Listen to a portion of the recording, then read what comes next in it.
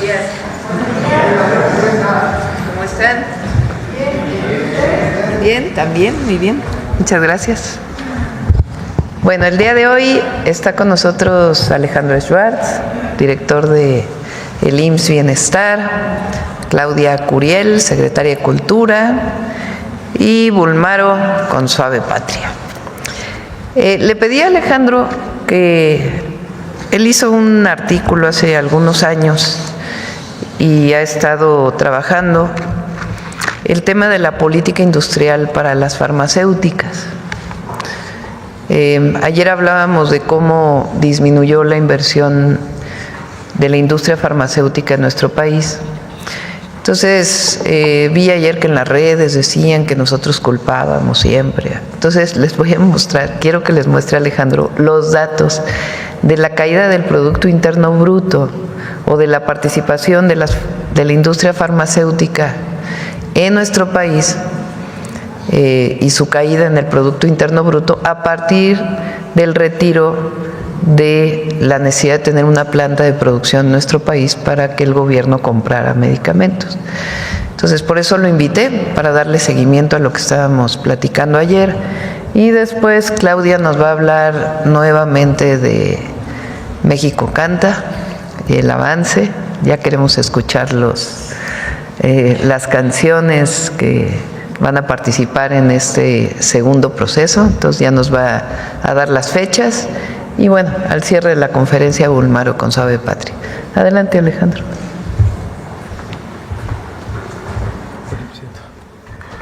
Muy buenos días, con su permiso, Presidenta. Hoy quisiéramos compartir con todos ustedes una reflexión técnica, pero profundamente necesaria, de cómo está trabajando nuestro gobierno para garantizar acceso sostenido a medicamentos en nuestro país. Para responder la interrogante sobre el acceso a medicamentos, hace falta una mirada un poco más profunda y mirar más allá de los estantes de las farmacias, incluso más allá de los almacenes, y preguntarnos cómo está nuestra capacidad de producir fármacos y otros insumos para la salud. Siguiente, por favor. Aquí ustedes podrán ver lo que se conoce como una matriz insumo-producto. Es algo muy técnico, pero bueno, es como una radiografía de cómo está la industria farmacéutica en nuestro país. Vean ustedes que hay 146 ramas de manufactura, es decir, diferentes industrias que están interconectadas con el objetivo de producir un medicamento. Es un sector, como todos sabemos, muy poderoso, se cuantifica en más de 3.300 millones de dólares, y lo más importante es que más del 65% de este sector es importado. Cuando vemos la gráfica de la demanda intermedia importada, vemos que aquellas actividades industriales que son indispensables para producir medicamentos, como son los productos químicos o los productos farmacéuticos, somos profundamente dependientes. Más del 80% de esos productos son de naturaleza importada. Y cuando vemos la tabla izquierda, que es la demanda intermedia nacional, se visualizan servicios, evidentemente, pero resalto que la tercera industria en participar en la producción de medicamentos en nuestro país es la industria del cartón y el papel. Es decir, nuestro país, desafortunadamente, la pérdida de la soberanía en este sector tan estratégico ha conducido que en lo que más aportamos, o uno de los sectores donde más aportamos, es en producir el embalaje o los papeles en el cual vienen envueltos los medicamentos. Siguiente. Y esa es la gráfica en cuestión, es una gráfica que elaboró la CEPAL en el 2023. Vean ustedes que hasta el 2008 había un desarrollo paralelo de la industria farmacéutica con la industria de la manufactura. Era paralelo el desarrollo de ambos sectores, con una ventaja sobre la industria farmacéutica, aparte que la industria farmacéutica pues produce medicamentos que es un bien insustituible para poder recuperar la salud, pero esta industria nos conviene como país porque es una industria que genera muchos empleos, sobre todo empleos a mujeres, que paga más. La CEPAL dice que la industria farmacéutica paga 80% más que otras industrias manufactureras. Y vean cómo en el 2008 ocurrió algo que generó una profunda disrupción en la capacidad de soberanía farmacéutica. Ese componente que ocurrió ahí es la desaparición del requisito de planta. El requisito de planta es una política industrial que durante muchos años tuvo nuestro país. Es una política industrial vinculada al acceso de medicamentos porque obligaba que cualquier farmacéutica que quisiera vender algún producto en nuestro país tuviera que tener alguna planta. Esto garantizaba que hubiera un desarrollo industrial paralelo al desarrollo industrial manufacturero. Se quitó ese requisito en beneficio de mercados farmacéuticos extrarregionales y eso nos ha generado un problema muy importante en la capacidad de respuesta ante las necesidades de salud. Fue muy evidente en COVID, fue muy añorado el requisito de planta en COVID, dado que si hubiéramos tenido este requisito vigente, hubiéramos tenido una capacidad propia para poder producir los medicamentos con una industria nacional. Siguiente, por favor. Esto también nos pone en ciertas desventajas respecto a otros productos u otros países, mejor dicho, que posicionaron el requisito de planta.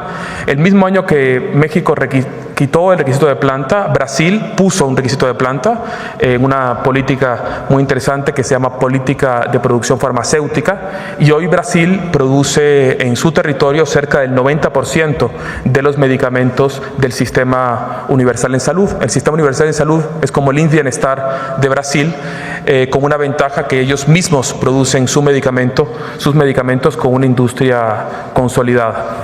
Y también nos ponen en desventaja económica, porque vean ustedes cómo en los próximos meses se verá algo inaudito, y es la liberación de un grupo muy importante de patentes que si tendríamos una industria nacional consolidada, podríamos empezar a producir medicamentos genéricos.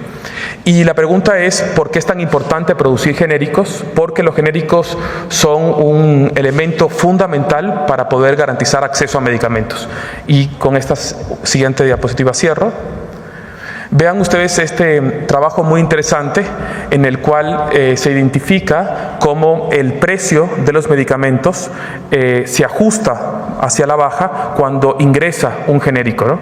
Recuerden ustedes que un genérico es un medicamento idéntico en su farmacocinética, en su funcionamiento terapéutico que un medicamento de patente, pero cuando ya hay libre competencia los precios se ajustan.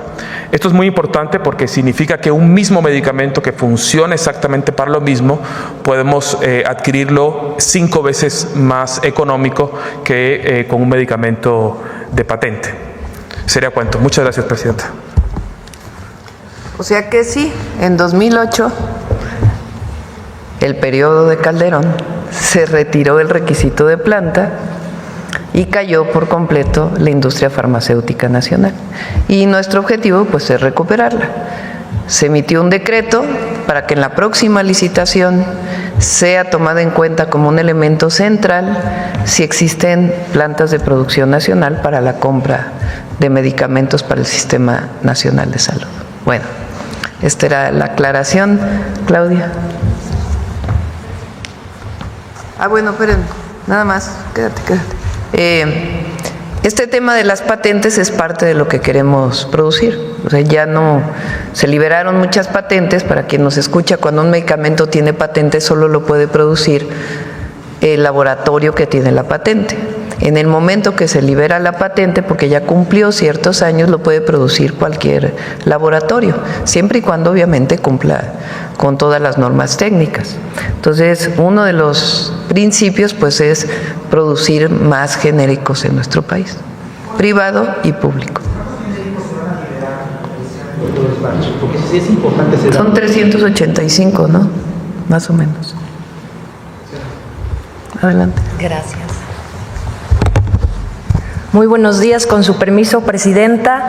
Bueno, pues como mencionó nuestra presidenta. El día de hoy vamos a dar ahora sí avances de los primeros 365 clasificados que resultaron de una convocatoria de verdad sumamente exitosa del concurso México Canta por la Paz y contra las Adicciones para jóvenes mexicanos y mexicano-estadounidenses entre los 18 y los 34 años, y el cual fue un concurso para fomentar la creación joven, fortalecer nuestras tradiciones sin la necesidad de hacer apología de la violencia o el delito, para generar nuevas narrativas, como van a ver en un ratito.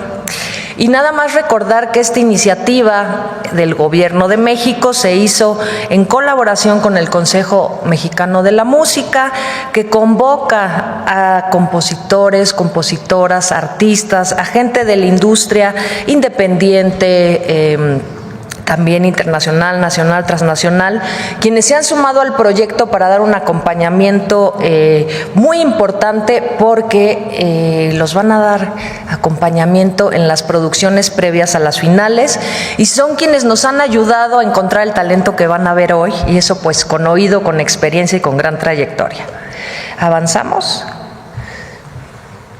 Bueno, este concurso binacional mencionamos ya en varias ocasiones que tuvo una activa participación de 15,115 registros de distintos géneros tradicionales, fusiones de ritmos urbanos.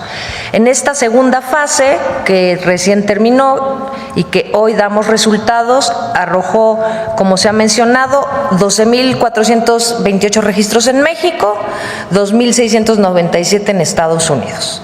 Ahí están los porcentajes de edad, que lo que es relevante y se ha mencionado y ha sido consistente ya al cierre del concurso, es que alrededor del 78%, casi 80% de los jóvenes están entre los 18 y 29 años, que es justo el segmento que más escucha corridos tumbados y toda esta música. Entonces, generar nuevas narrativas y que hayan tenido pues esa conexión con los jóvenes, la convocatoria, pues habla que ha sido pues un esfuerzo conjunto y maravilloso. ¿Cómo se evaluó? Es un concurso para intérpretes, compositores, cantautores. En el ramo de interpretación se consideró el estilo, la afinación, evidentemente la interpretación. Para los autores, la música, la letra, la originalidad, el ritmo y evidentemente la composición. Y para cantautores, pues todos los anteriores, lo de intérprete, lo de compositores, y evidentemente que haya una propuesta de contenido original que tenga sentido con esta convocatoria. ¿Avanzamos? En México se eligieron 10 proyectos por estado para cerrar con 320 clasificados. El porcentaje también es mayoritariamente de cantautores, tanto en México como en Estados Unidos, y las edades consisten igual, entre los 18 y los 29 años como los mayoritarios. Siguiente. En Estados Unidos se seleccionaron 15 participantes por región, que fueron 3 regiones en Estados Unidos, quedando 45 clasificados. El comportamiento es similar entre autores y edades. Avanzamos. Y hoy vamos a sacar en redes sociales de cultura.mx la lista de los 365 clasificados, la cual también van a poder encontrar en este micrositio que se llama mexicocanta.gov.mx, además de que ahorita vamos a poner un video para que vean cómo lo pueden navegar, y van a poder acceder a los 365 clasificados por región, van a poder ver sus materiales, los géneros, y van a ver el nivel de talento que hay en México y en Estados Unidos de nuestros jóvenes. Pero sí métanse para que vean a los 365 clasificados de México, de Estados Unidos, y los pueden ir viendo por región, por género. ¿Sí? Esa es la página, región, género, todos los jóvenes, y con todos los materiales que además participaron. Uno de los paisanos.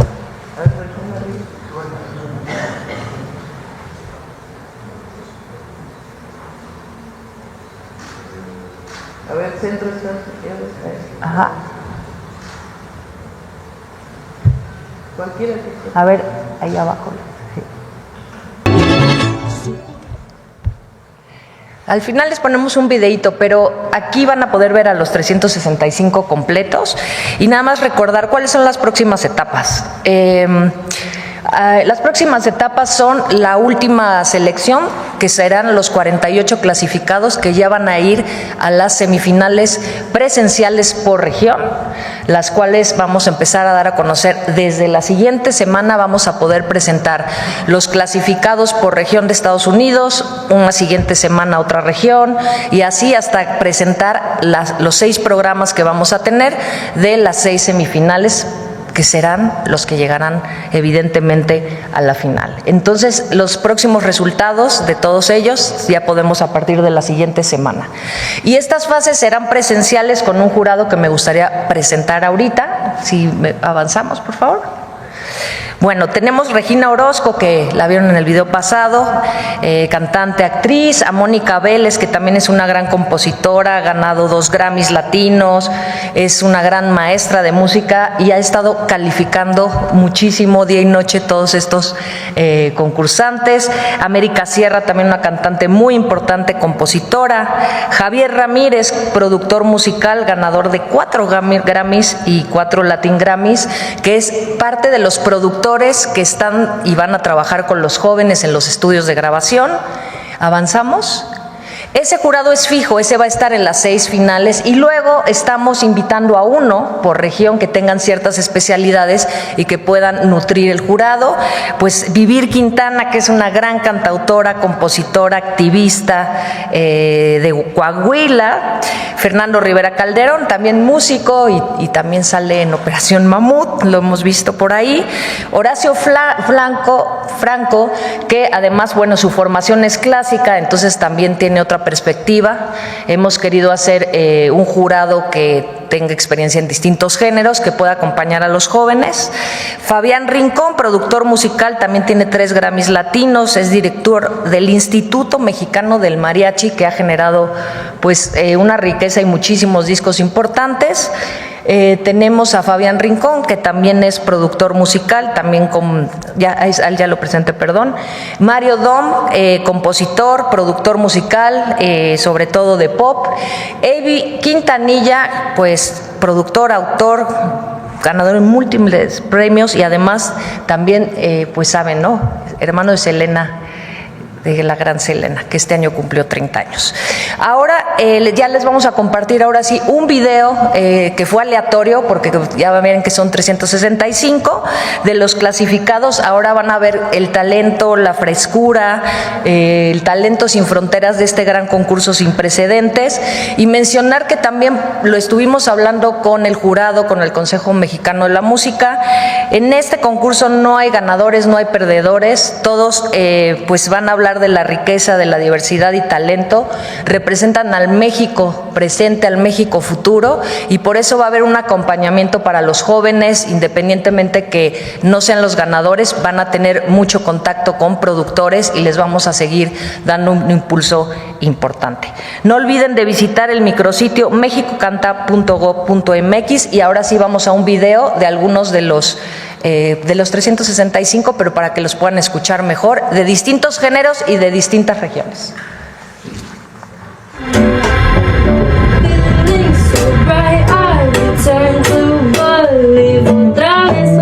Otra vez se calienta mi alma. Otra vez entro con calma. Yo quiero morir cantando como muere.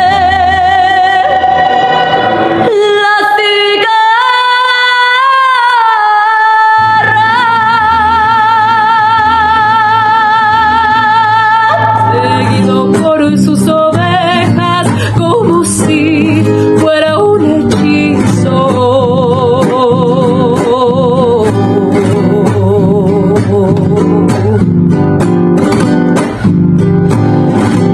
El flautín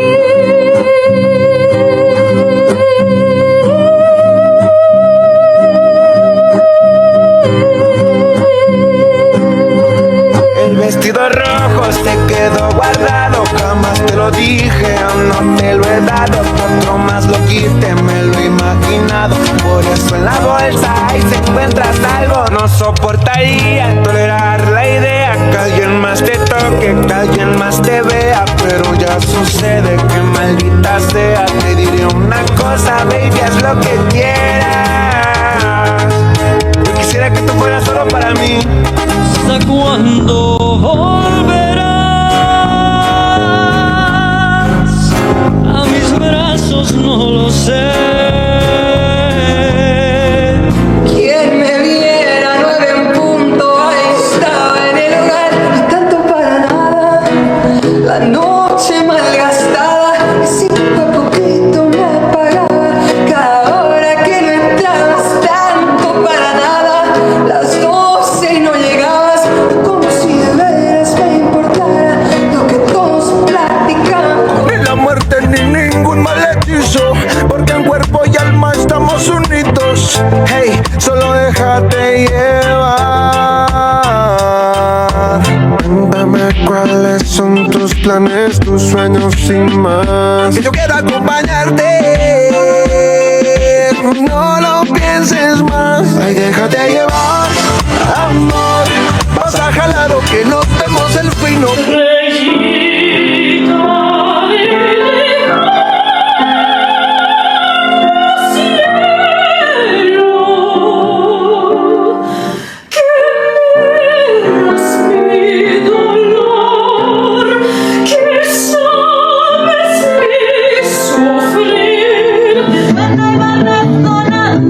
En el mar como en la tierra, un corazón palpitando. Ay, la, un corazón palpitando. El cantar de una sirena, clarito va pregonando que se acabe ya la guerra. Pasó del norte,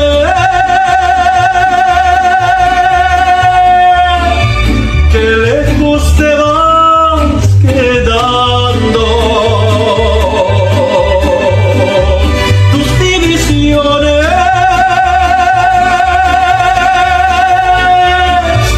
de mí se están alejando.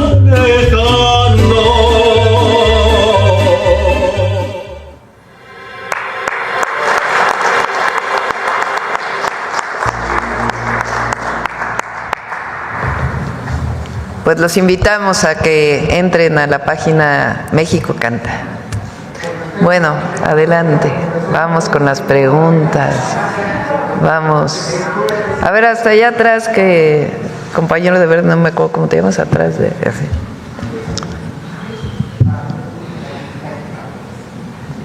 Hola, presidenta.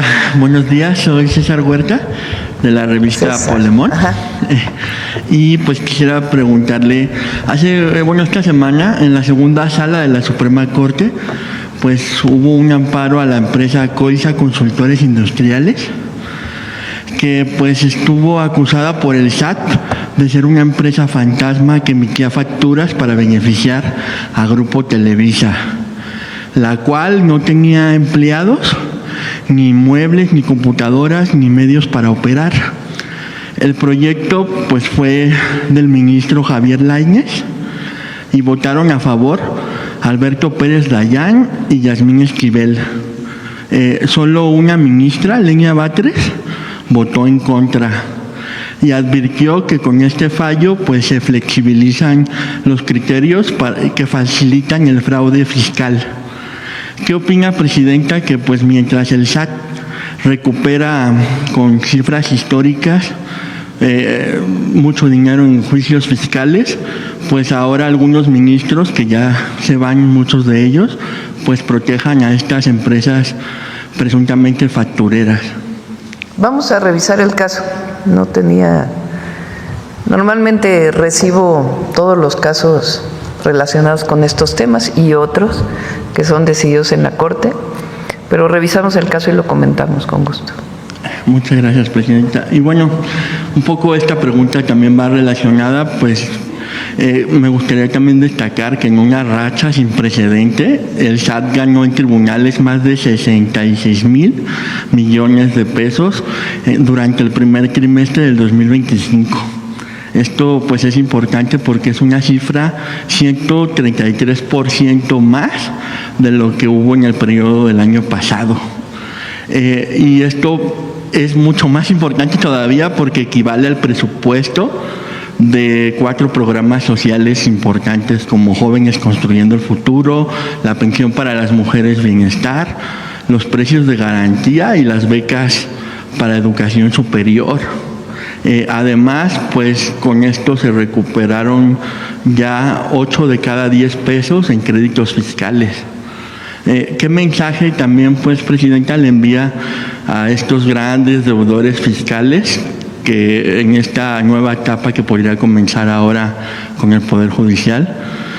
Pues, y si cree que con el nuevo Poder Judicial, pues esto va a poder continuar, que se recuperen, pues estos créditos fiscales que luego terminan liquidando las empresas para no querer pagar, pero que el SAT pues no ha parado en eso. A ver si te manda Antonio lo que me manda diario de la recaudación, a ver si lo tienes. El de ayer está bien.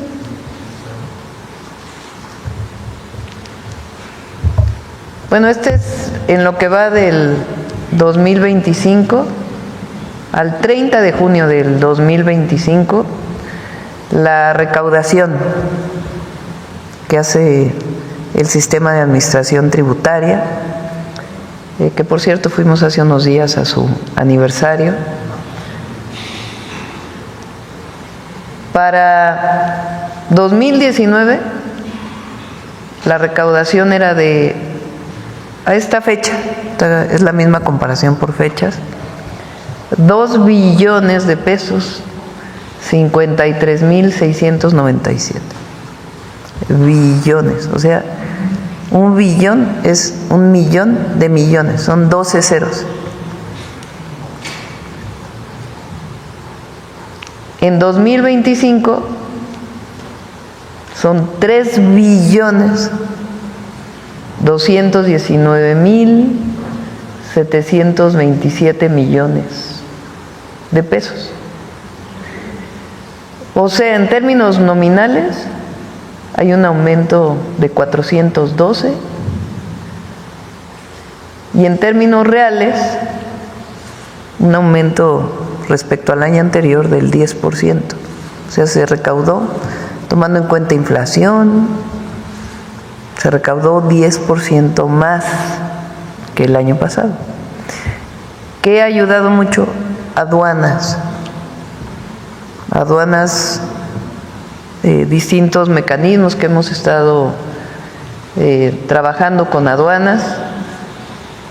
Recuerden que yo me reúno cada mes y medio con los responsables de aduanas de todo el país y damos seguimiento permanente con Rafael Marín, el actual director de aduanas, que está haciendo un buen trabajo. Hay un aumento en la recaudación pues de más de como 150,000 millones de pesos adicionales. Y otras acciones que está haciendo el SAT. Y siempre hay que decirlo porque luego nos critican si no lo decimos. Puede haber alguna injusticia y hay los mecanismos jurídicos que se siguen para resolver si es que hay una injusticia en algún cobro adicional. Pero en realidad lo que ocurrió en el pasado, pues es que todos tenían condonaciones o no había, o se hacían de la vista gorda si no pagaban impuestos. Y en este caso, pues no, hay una revisión permanente para el pago de impuestos. Entonces es un buen trabajo que está haciendo el SAT. Y vamos a revisar también muchos temas ya para avanzar mucho en la digitalización. Eso nos ha ayudado. Ha aumentado mucho el número de personas que pagan impuestos. Se facilitó el sacar el registro federal de causantes. Antes eran como 7 trámites y cuando entramos nosotros los redujimos como a 3. Y eso ha facilitado mucho el que la gente se inscriba para pagar sus impuestos. Entonces son varios temas. Ahora sí hay unos que ya sabemos, uno en particular, que se enojó muchísimo el viernes pasado, muchísimo, por decir la verdad, que debe 74,000 millones de pesos. y que dice que se le está cobrando de manera injusta, pero no hay ningún tribunal, y eso que tiene muchas relaciones, muchísimas relaciones, que le haya dado la razón. Lo más que han hecho pues es postergar y postergar y postergar y postergar, y esos son temas que vienen incluso desde antes del gobierno de López Obrador. Entonces ningún tribunal ha dicho que no debe pagar, ninguno. Lo que han hecho es postergar, en un caso por 16 años. Entonces sí, lo que queremos es que la Corte, la nueva Corte, el nuevo Poder Judicial, que por cierto ayer recibieron todo su constancia, reconocidos por el Instituto Nacional Electoral, pues ya van a tomar posesión el 1 de septiembre. Y repito nuevamente, porque también dicen que ahora son jueces carnales, que van a hacer lo que diga la presidenta, que están puestos a modo. Los decidió el pueblo de México. Y lo que todo el pueblo de México desea es que haya un Estado de Derecho, un verdadero Estado de Derecho, que haya justicia, que no haya las injusticias que hay ahora y la corruptela que hay ahora, hay que decirlo con todas sus letras. Y Presidenta, por último, pues queremos en Polemón compartirle una investigación que hicimos, en la cual revelamos que detrás de las impugnaciones contra la elección judicial del 1 de junio, pues hay una estrategia coordinada por operadores del PRI, del PAN y del Movimiento Ciudadano, que pues se esconden bajo el disfraz de organizaciones ciudadanas. Descubrimos casos como el de un asesor legislativo de MC que tiene un contrato vigente por más de 450,000 pesos en la Cámara de Diputados, y que fue también pues ex vocero del ex candidato presidencial de ese mismo partido, quien pues encabeza una de las impugnaciones. ¿Qué piensa de que hoy los partidos políticos de oposición, Presidenta, pues ante su baja credibilidad, usen como fachada a estas supuestas organizaciones de la sociedad civil, y que pues para que estas impugnaciones se vean como ciudadanas? Pues hay mucha hipocresía, ¿no? Ya sabemos, en el conservadurismo, porque todo eso es el conservadurismo. Como decía Monsiváis, su doctrina es la hipocresía. Ellos no participan en la elección, decidieron públicamente no participar. La presentación de los candidatos pasó por comités del Poder Ejecutivo, del Poder Legislativo, el Poder Judicial se arrepintió a la mitad y tuvo que terminar el Senado su proceso, pero pasaron por comités, después por una elección, y ellos siempre dijeron que no iban a participar en esa elección. Entonces ahora pues no les gustan los jueces que quedaron, pues porque ya no tienen las relaciones de contubernio que tenían antes. Por ejemplo, el presidente del PRI, que se reunía en lo oscurito, se sigue reuniendo con la actual ministra de la Corte, la presidenta. Pues tienen las relaciones personales, el hazme el favor, ahí te encargo, ayúdame. Pero eso ya no lo van a tener, pero no lo va a tener nadie. Entonces eso es lo que es una nostalgia trasnochada, lo que tienen todos estos intelectuales, comentócratas y muchos de estos dirigentes de partidos de oposición, conservadores todos, que lo que quieren pues es seguir teniendo la relación personal. Pero eso es lo que queremos que se acabe en México, los privilegios. Como decía Juárez, nadie por encima de la ley. Esos son lo que está de fondo en estas impugnaciones, que ya no va a haber los privilegios que tenían antes. Y por eso pues son los partidos políticos que están detrás de estas impugnaciones. Pero más allá de los partidos políticos, las personas que pues ya no van a tener esta relación personal. Muchas gracias, Presidenta. Gracias. sobre el tema.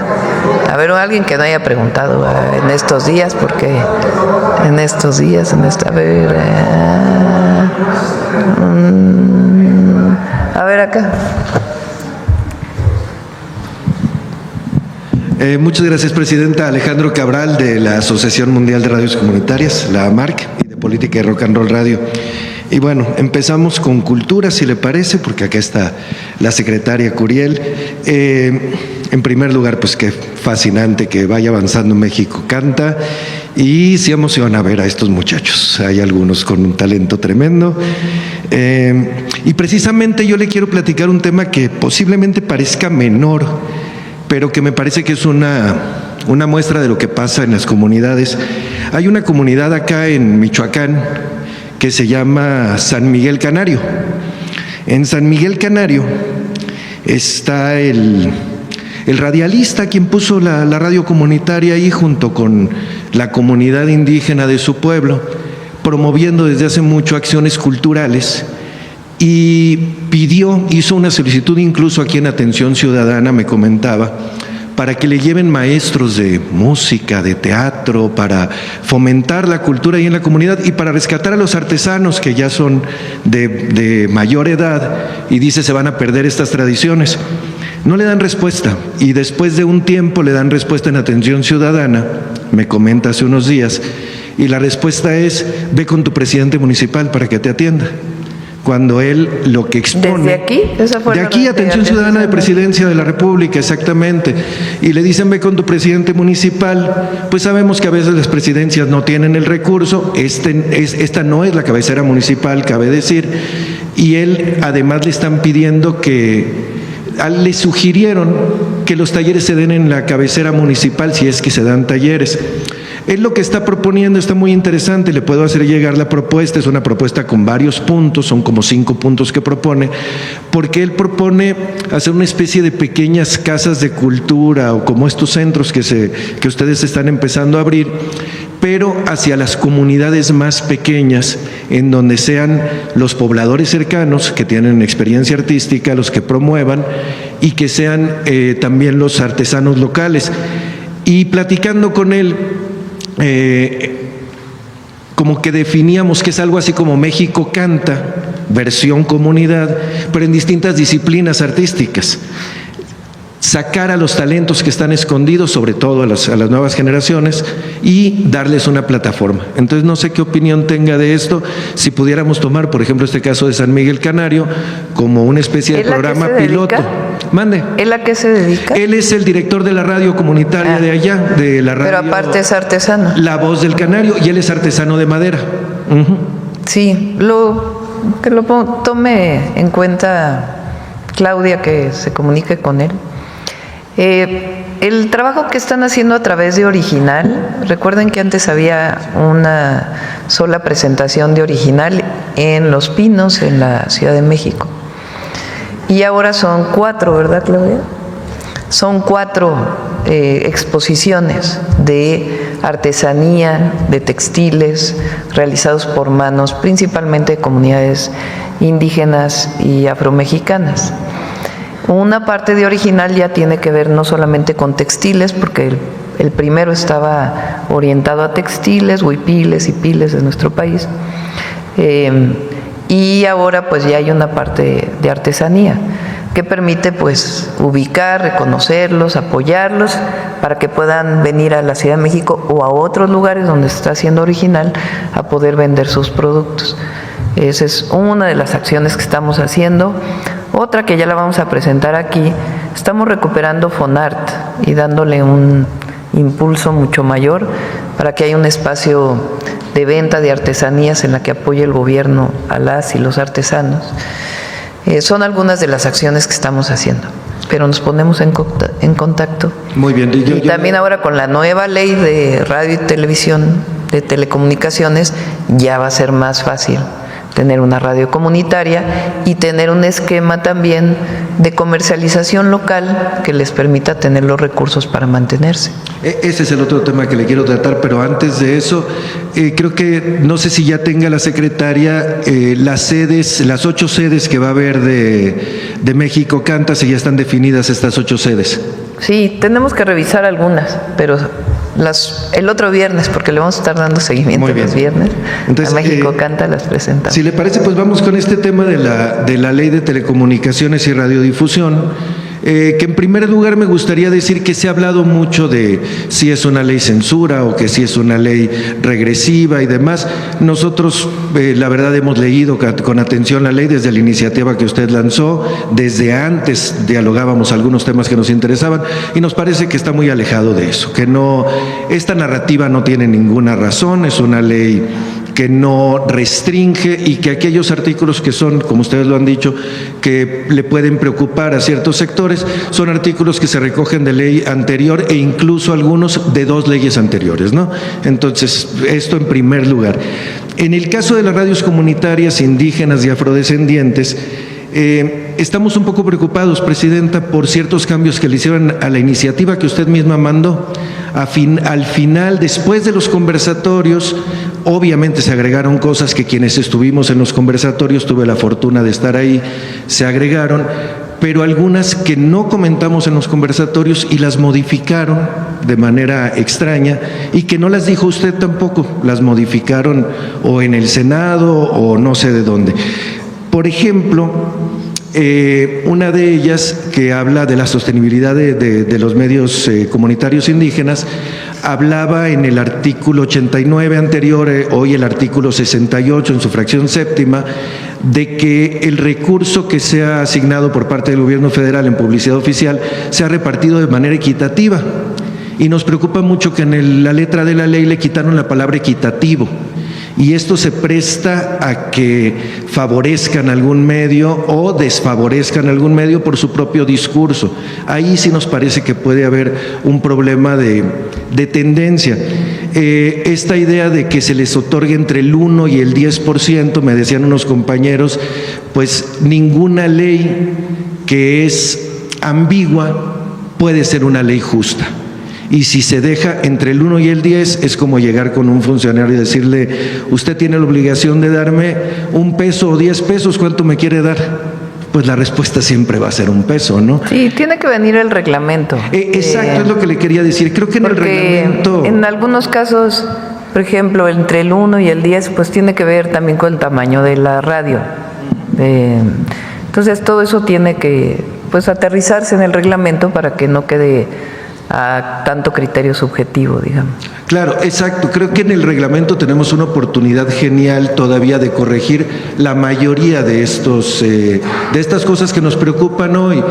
¿Y por qué le digo que nos preocupan? Porque después de que sale la ley, nosotros como organizaciones de radios y como radios mismas queríamos celebrar y desafortunadamente no hemos visto la celebración de este sector, que sí ganamos derechos, pero que otros que teníamos se nos restringen o se nos limitan o se quedan por ejemplo, uno de ellos que sí nos preocupa es que este derecho de la publicidad oficial del porcentaje que era el 1 y hoy sube, era un derecho exclusivo de las radios comunitarias e indígenas y hoy se suman las radios de uso social.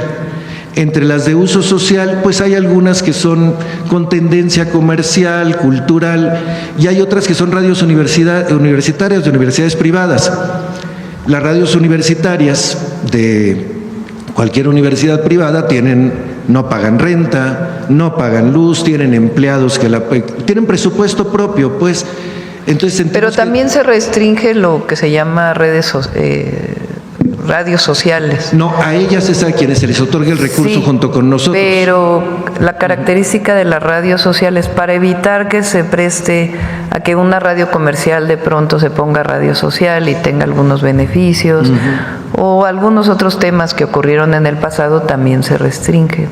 Claro. Entonces, hay que evaluarla y fortalecer el reglamento. Sí, entonces le pediríamos, Presidenta, creo que ahora está en la cancha de ustedes, del Poder Ejecutivo, si pudiéramos hacer tal vez no conversatorios, sino mesas de trabajo en la elaboración del reglamento, en donde podamos nosotros dar nuestro punto de vista como personas que vivimos la comunicación comunitaria a diario. Sí. Algo bueno de las radios, sobre todo indígenas, es que antes era muy difícil sacar una radio indígena porque había que ir ante un notario. Ahora el notario, digamos, es el INPI. Tienen que pasar por su asamblea, del pueblo para reconocerse como radio indígena, y después con el registro ante el INPI es suficiente para poder tener la radio. Se les permite también poder comercializar, que no se les permitía localmente. Entonces tienen algunos beneficios que van a permitir su permanencia y su sostenibilidad. Sí, claro. Que por cierto, la obligación de ir ante un notario de una asociación civil también se nos quitó a las comunitarias. Y no sabemos qué tan bueno sea eso, porque ahí no pasamos por el INPI, ahí pasamos. Habría que poner también filtros de apoyo social, de trayectoria, de servicio, ese tipo de cosas. Sí. Sí. Y en otro tema muy diferente, Presidenta, que tiene que ver de mi tierra, de allá de Sonora, de donde soy.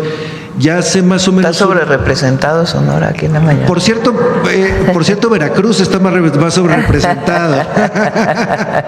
Pero bueno, hace mucho me platicaban los jubilados de ferrocarriles, que hay un grupo importante de estos jubilados de Imuris, de Empalme, que siguen todavía con problemas en sus gestiones de las pensiones. Está atorado jurídicamente este tema, pero realmente se hizo una mesa de trabajo con el expresidente López Obrador, que avanzó bastante. Por ciertas cuestiones se detuvo al final, pero están preocupados porque este asunto se va haciendo añejo. Regresan los trenes de pasajeros, regresa toda esta profesión tan bonita de los ferrocarrileros, cuando todavía no hemos podido resolver a los ferrocarrileros de antes. Está en el Instituto para devolver al pueblo lo robado, y ahí se les está atendiendo, y le decimos a Mónica que continúe esta atención junto con Gobernación. Muy bien, muchas gracias. Gracias. El tema artístico. Bueno, sobre el tema. A ver, ¿quién? A ver aquí, y luego para acá. Muchas gracias, Presidenta. Elia Cruz de la Hoguera. Presidenta, ayer en Estados Unidos se avaló el plan fiscal del presidente Donald Trump, entre los que se incluye una disposición muy importante de recursos de 170,000 millones de dólares a la seguridad fronteriza. Dentro de este plan, el presidente planteaba construir más cárceles como el Alcatraz Caimanes, y además para deportaciones y en general para la seguridad fronteriza. ¿Qué implicaciones esto tendrá para los migrantes mexicanos, Presidenta, y cuál es su opinión al respecto? Sí, no estamos de acuerdo en que la migración debe de atenderse en el fondo con cooperación para el desarrollo. Ya por la frontera norte nuestra y la frontera sur, los encuentros se llaman, los encuentros con la Agencia de Aduanas y Migración en la frontera de los Estados Unidos, el día de ayer fueron 220, o sea, es muy poco comparado con miles que llegaban pues hace todavía algunos años. Entonces, realmente es muy poca ya la migración que está entrando. La mayoría de las personas migrantes que están en Estados Unidos, no solo mexicanos, de distintos países de América Latina y el Caribe, pero las y los mexicanos tienen muchos años trabajando en Estados Unidos, muchos. Y son gente de bien, trabajadores, que aportan mucho a la economía, sí, de México al enviar sus remesas a sus familias, pero aportan más a la economía de Estados Unidos. Entonces, además de que no estamos de acuerdo con los actos discriminatorios y persecutorios de los migrantes y este trato como si fueran criminales, le va a hacer mucho daño a la economía de Estados Unidos. Mucho. Ya el presidente Trump hace unas semanas tuvo que decir que en el caso del campo, en el caso de los hoteles y otras actividades, pues que ya se suspendieran porque había recibido la llamada de los empresarios diciendo que tenía afectaciones enormes. Entonces no es bueno desde ningún punto de vista, ni humanista, ni desde la perspectiva económica. Nosotros siempre vamos a defender a nuestros hermanos migrantes, siempre. Y estamos fortaleciendo el México Te Abraza para cuando lleguen a nuestro país. Lo vamos a presentar la próxima semana, porque la mayoría de las personas deportadas están llegando a Tapachula. Llegan ya pocos por la frontera norte y la mayoría son enviados en aviones a Tapachula y a Villahermosa. Entonces estamos fortaleciendo la atención en Tapachula y Villahermosa, manteniendo los centros de atención en la frontera norte, fortaleciendo para que no sean sujetos a ningún acto de corrupción por parte de aduanas o de migración cuando entren a nuestro país y vienen a visitar, y al mismo tiempo fortaleciendo toda la atención consular. Entonces, no estamos de acuerdo y vamos a defender hasta con todos nuestros esfuerzos a nuestros paisanos allá. Hay un video también que nos enviaron, ¿no? Todos los viernes nos envían videos las paisanas y los paisanos, a ver. El 57% de los estadounidenses desaprueban las políticas migratorias actuales en contra de los latinos en Estados Unidos. El mensaje oscuro detrás de estas políticas no se basa en la realidad. Por ejemplo, para muchos de nosotros los mexicanos, la frontera cruzó a nuestras familias, no al revés. Algunos dicen que los inmigrantes son criminales, pero de hecho, los inmigrantes han tenido tasas de encarcelamiento más bajas que los estadounidenses nacidos en el país desde 1870. En el 2020, los inmigrantes tenían un 60% menos de probabilidades de ser encarcelados que el resto de la población de los Estados Unidos. Los inmigrantes indocumentados no pagan impuestos. Esto es una mentira. En 2022, los inmigrantes indocumentados pagaron 96.7 mil millones de dólares en impuestos en Estados Unidos. En 2021, 1 de cada 5 emprendedores era inmigrante, generando 95.6 mil millones de dólares en ingresos comerciales. Los inmigrantes no debilitan la economía, la fortalecen a través de los impuestos, la creación de negocios y el trabajo esencial. Sigue la verdad basada en hechos y colócate del lado correcto de la historia. Presidenta, ¿tienen datos de que hubiera algún mexicano ya en esta cárcel del Alcatraz Caimanes? No. Por otra parte, este plan fiscal, Presidenta, también tiene algunas incentivos fiscales para que empresas se asienten en Estados Unidos.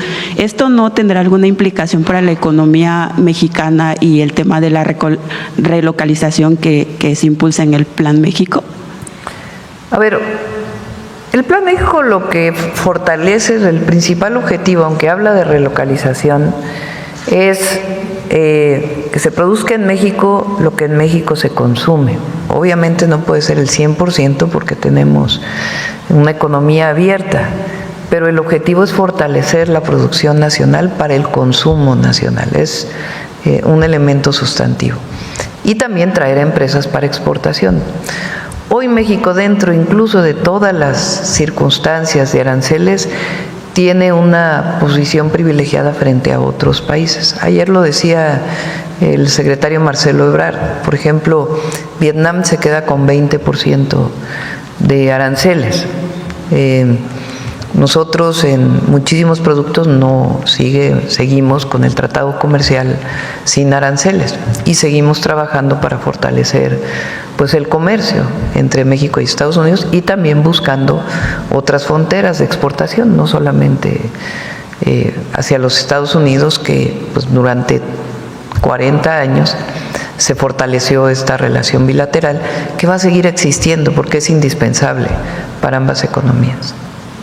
En otro tema, Presidenta, ayer conocimos que se detuvo al boxeador mexicano Julio César Chávez Jr. El gobierno de Estados Unidos lo vincula con el cártel de Sinaloa. Tras la detención, también la Fiscalía General de la República dio a conocer que tiene una orden de aprehensión en México por tráfico de armas. Por tráfico de armas, pero que desde el 2023, ¿usted tenía conocimiento de que tenía esta orden de aprehensión? No, personalmente no tenía conocimiento. Ayer cuando salió la noticia, nos comunicamos con la Fiscalía Y el fiscal me dijo, sí, tiene una orden de aprehensión en México. Es una orden de aprehensión que incluso inicia la carpeta de investigación en 2019. Se otorga la orden de aprehensión por parte de un juez hasta 2023. Y lo que nos informaron el día de hoy en el gabinete es que la mayoría del tiempo estaba ya en los Estados Unidos. Entonces, en parte la detención pues tiene que ver con la orden de aprehensión que hay en México y se espera que pueda haber una deportación y que pueda cumplir la sentencia en México. En ese proceso están trabajando la Fiscalía General de la República. Tráfico de armas y de droga. Y delincuencia organizada, ¿no? Decía ayer el comunicado. Pues el tráfico de armas y droga tiene que ver con delincuencia organizada. No, ayer vimos un comunicado que sacaron ellos y personalmente no tenía conocimiento de esta orden de aprehensión, pero sí en efecto existe desde el 2023.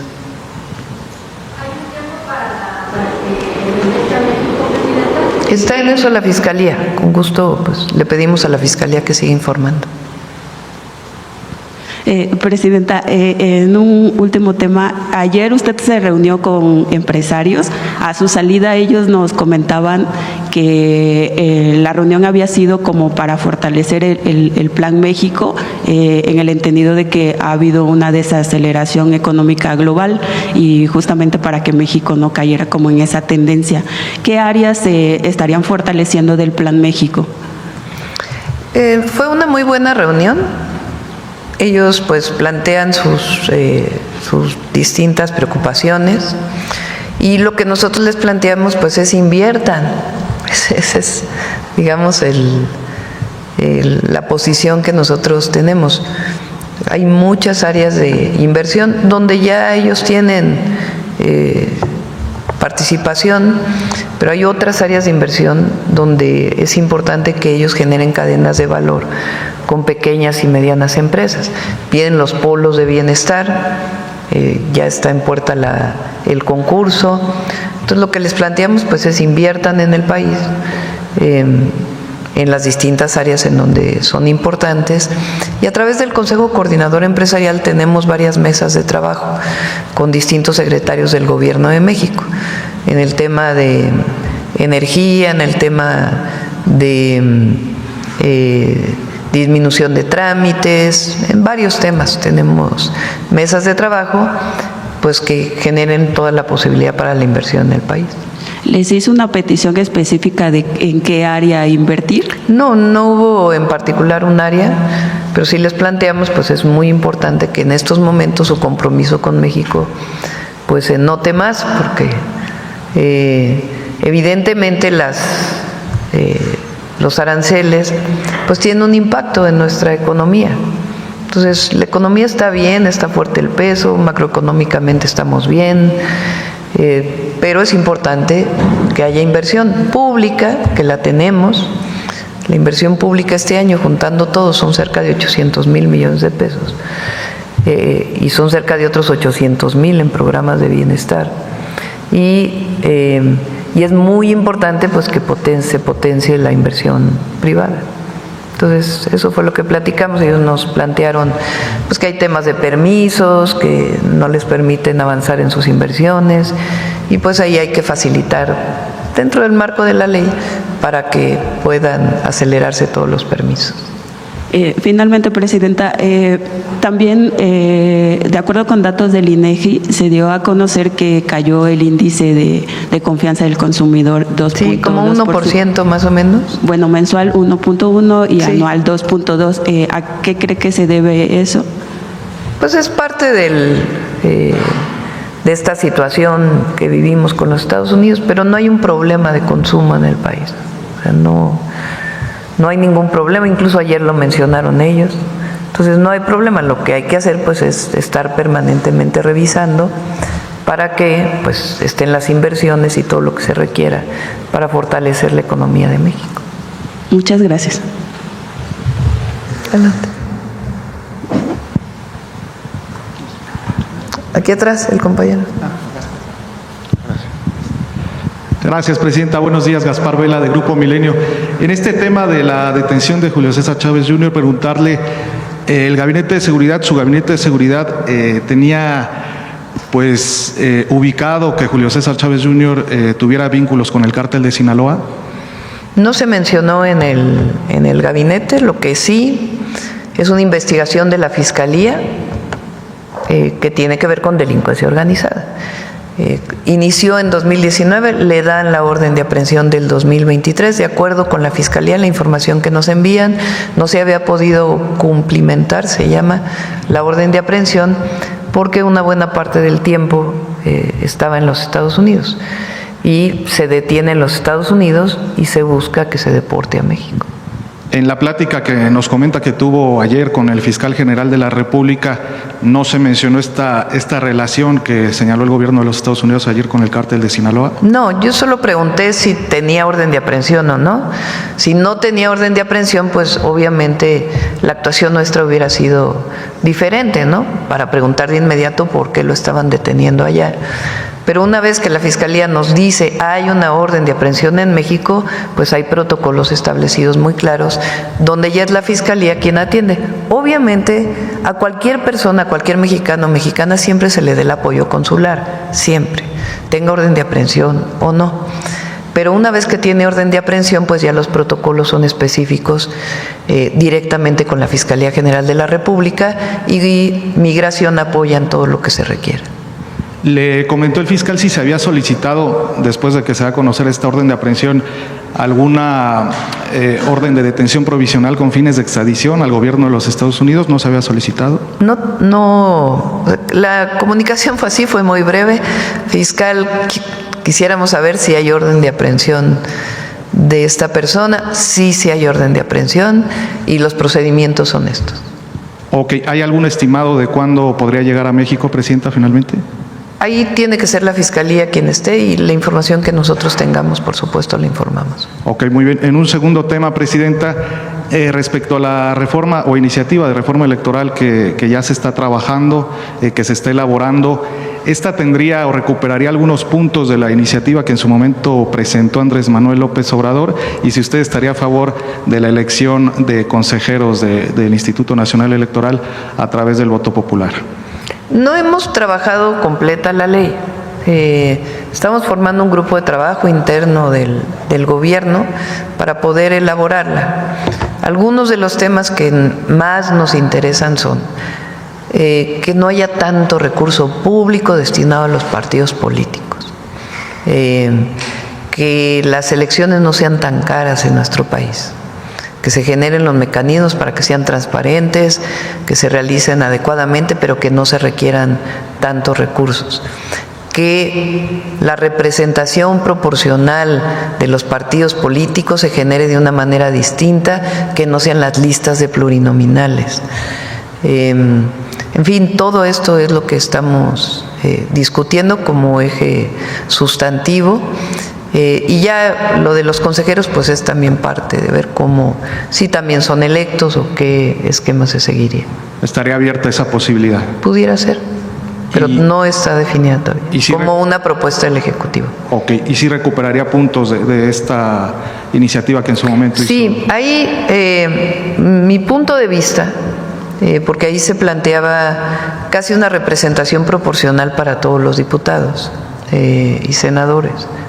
Diputados principalmente.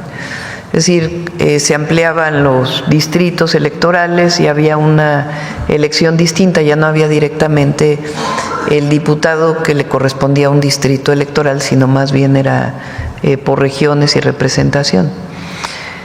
Que hay que analizarlo, evidentemente. Yo pienso que la representación proporcional, es decir, la representación de las minorías en la Cámara, que hoy se rige con listas, en el caso de la Cámara de Diputados, la lista de plurinominales, no es buena para el país, ya demostró que no es buena y que las personas que llegan ahí, pues esa decisión del partido político y no pasan por la representación o algún vínculo con la ciudadanía. Los pluris pues son pluris y nunca hacen campaña. Entonces, yo creo que la representación de las minorías es mejor como se hace en el Senado en el caso del tercer senador por estado. Son 2 senadores del partido que gana y un tercero que es el que obtuvo el segundo lugar. ¿Qué garantía tiene eso para la ciudadanía? Pues que el candidato va a territorio, discute sus propuestas, discute su posición política, discute el proyecto. Y no están ahí, pues, unos cuantos que son los privilegiados que siempre acaban en las listas plurinominales. Entonces, es una de las propuestas que estamos haciendo y yo espero que la podamos presentar en el siguiente periodo y ya les informamos de parte del gobierno, pues, quiénes son los que están participando en la propuesta. ¿Elección de síndicos y regidores? Yo creo que hay que disminuir el número o sea, que sea de acuerdo al tamaño, pero hay municipios que tienen muchísimos y no son necesarios, son más bien cuotas que se van poniendo. Directa, con éxito la elección del Poder Judicial, los ayuntamientos, elección de síndicos y regidores. Pues habría que revisarlo, pero es importante que haya una reforma electoral en el país. Finalmente, Presidenta, ¿le dio algún reporte o qué informe le dio, mejor dicho, el canciller Juan Ramón de la Fuente esta llamada que tuvo con Marco Rubio hace unos días? Sí, les platico. Recuerden que tuve una llamada con el presidente Trump durante el G7. Ahí nuestro planteamiento es que hubiera un acuerdo más global en donde se tomara en cuenta seguridad, migración y comercio. En seguridad vamos muy avanzados con el respeto a nuestra soberanía y a la actuación en cada uno en su propio territorio. Va muy avanzados los acuerdos de coordinación y de cooperación. Ya prácticamente está listo ese acuerdo. En el caso de migración, pues sobre todo en el paso por la frontera, pues ahí hay mucha colaboración. Nosotros queremos también, pues, que se reconozcan los mexicanos que están allá y que hablemos de los mexicanos que llevan años viviendo allá y que tienen que ser reconocidos por el gobierno de Estados Unidos. Es uno de los temas que queremos que se platique. Y en el otro tema, pues, está el tema general del comercio. Entonces, la llamada con Marco Rubio fue como de seguimiento de ese acuerdo. También el secretario de Economía está en contacto tanto con el secretario de Comercio de Estados Unidos como el secretario de Tratados Comerciales y también el secretario de Hacienda con el secretario del Tesoro. Entonces el objetivo es que muy pronto, pues, se puedan juntar un grupo ya formal para poder establecer un acuerdo global previo a la revisión que se va a hacer del tratado comercial. ¿Se habló de retomar esta reunión entre usted y Marco Rubio? Hasta ahora no se ha planteado que pudiera venir, está pendiente, tampoco se ha negado, pero hasta ahora no hay fecha en la que pudiera venir. Pero sí un acuerdo de que hay que seguir avanzando en este acuerdo global. Muchas gracias, presidente. Sí. Sí, pues a través de la embajada enviamos nuestras felicitaciones siempre. Sí. A ver hasta allá atrás, que hace rato.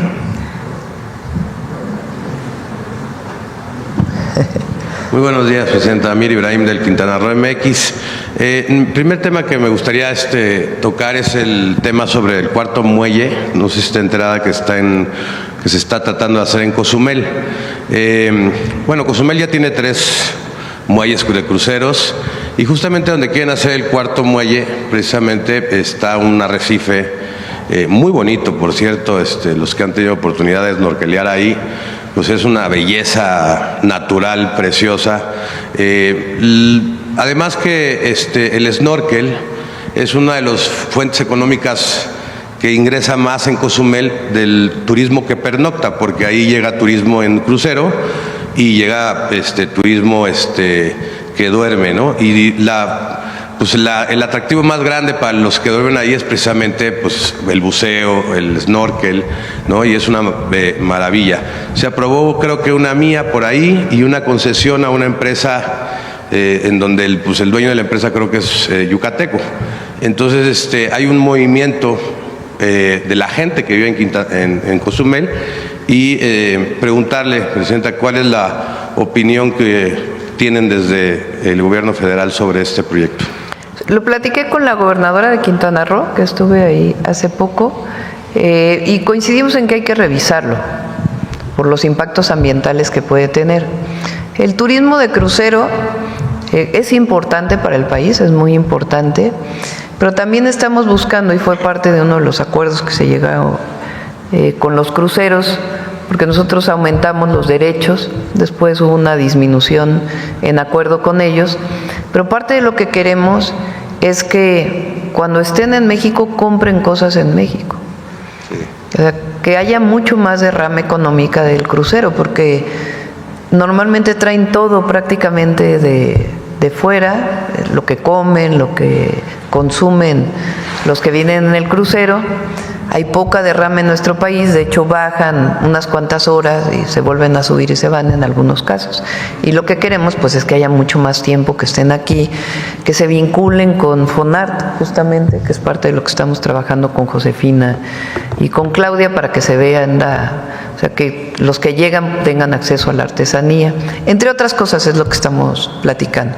Pero en particular sobre el de Cozumel tiene que revisarse el impacto ambiental que generaría, porque a veces esos impactos ambientales no solamente es que pase una manifestación de impacto ambiental, sino el atractivo, como bien dices, de Cozumel, pues mucho tiene que ver con los arrecifes, y además de conservarlos por principio, por la importancia de la conservación marina en nuestro país, pues tiene que ver también con que ese es el atractivo turístico. Entonces van a acabar por destrozar incluso el atractivo turístico de Cozumel si es que pasa por un arrecife.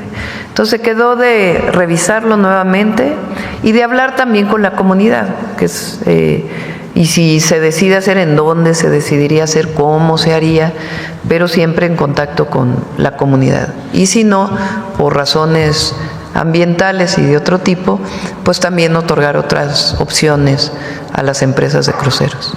Sí, porque el problema ahí es el lugar, básicamente, no el cuarto muelle como tal, sí, sino que lo pusieron en un lugar que sí impacta muy feo. Muchas gracias por la respuesta.